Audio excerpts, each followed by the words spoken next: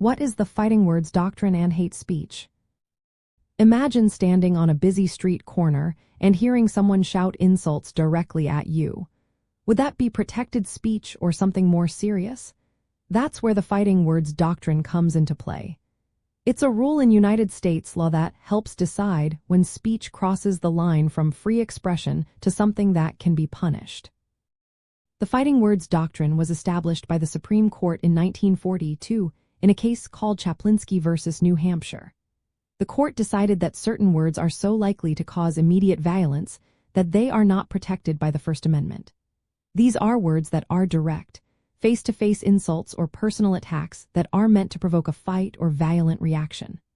For example, calling someone a racial slur directly to their face could qualify as fighting words.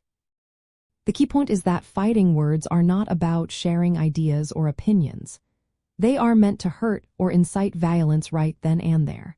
The words must be directed at a specific person or group and be likely to cause an average person to respond with violence.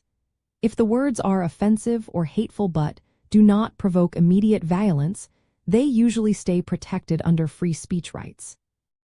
Over time, courts have made the fighting words rule even narrower.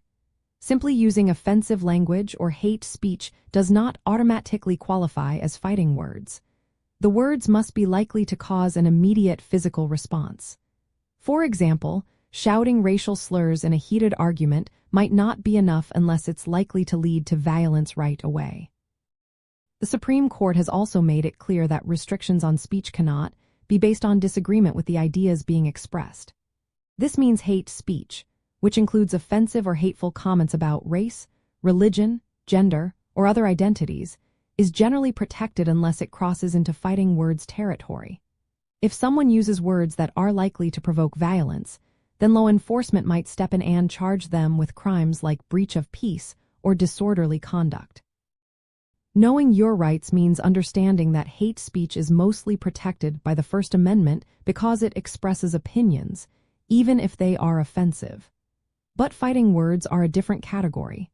They are only unprotected if they are direct insults likely to cause immediate violence. Laws that try to restrict offensive speech without that element of provocation could violate free speech rights. In summary, the fighting words doctrine limits free speech when words are used to directly provoke violence.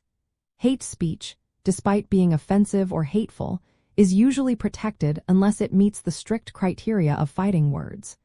Recognizing this difference helps you understand what you can say and what might lead to legal trouble.